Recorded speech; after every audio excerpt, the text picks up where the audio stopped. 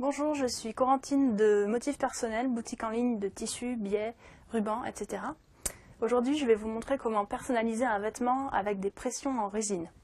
Pour personnaliser un vêtement avec des pressions en résine, on a besoin d'un vêtement. Aujourd'hui, j'ai choisi d'utiliser une paire de chaussettes, d'une pince à pression avec éventuellement son manuel d'utilisation, et de pressions en résine. Elles existent dans différentes tailles, différentes couleurs et différentes formes, et aujourd'hui on va poser des pressions de forme ronde. Pour personnaliser un vêtement avec une pression en résine, on va d'abord utiliser une pression. Je vais vous montrer de quoi est constituée une pression. Une pression en résine est composée de 4 éléments. On a 2 chapeaux, comme ça, qui sont identiques dans le cas d'une pression ronde. Ensuite, on a un embout mâle et un embout femelle.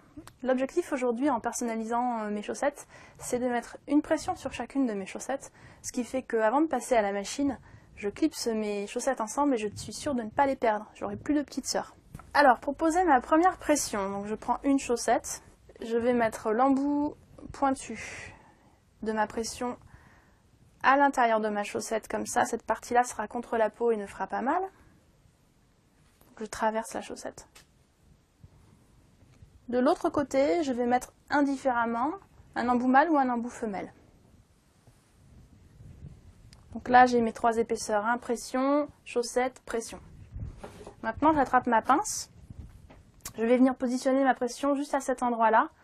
Et en fait, l'embout s'adapte parfaitement à la pression, c'est fait pour.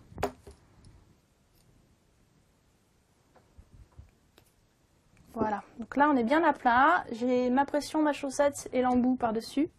Et je vais appuyer délicatement, il ne faut surtout pas appuyer trop fort, ça ne sert à rien. Voilà. Ma pression est fixée, elle est bien attachée avec ma chaussette au milieu. Voilà donc mes 2 chaussettes pressionnées, ce qui me permet de ne pas les perdre quand je les lave en machine. Maintenant, vous savez comment poser une pression en résine.